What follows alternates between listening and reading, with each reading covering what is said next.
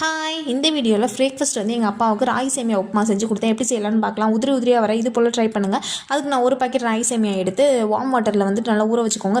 ரெண்டு நிமிஷம் வந்துட்டு ஊறணும்னா போதும். ரொம்ப நேரம் ஊறணும்னு அவசியம் இல்லை. கூழ் மாதிரி ஆயிடும்.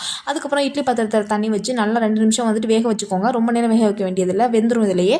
அதுக்கப்புறம் ஒரு கடாய் வச்சு 2 டேபிள் ஸ்பூன் எண்ணெய் விட்டு 1 டீஸ்பூன் கடுகு போட்டு அது பொரிஞ்சதுக்கப்புறம் மீடியம் ஃப்ளேமில் வச்சுக்கோங்க. வச்சுட்டு கடுகு உளுந்தப்பருப்பும் கடலப்பருப்பும் போட்டு அதை நல்லா வந்துட்டு வறுத்துக்கோங்க. நல்லா பொன்னிறமாக கலர் மாறுற வரைக்கும் வறுத்துக்கோங்க. வறுத்ததுக்கப்புறம் பச்சை மிளகாய் வந்து ஒரு நீர்வாக்கில் அரிஞ்சு காரத்துக்கு சேர்த்துருக்கேன். அதே வதக்கிட்டு 2 பெரிய சைஸ் வெங்காயம் எடுத்திருக்கேன். பெரிய வெங்காயம் நீங்கள் சின்ன வெங்காயம் கூட ஆட் பண்ணிக்கலாம்.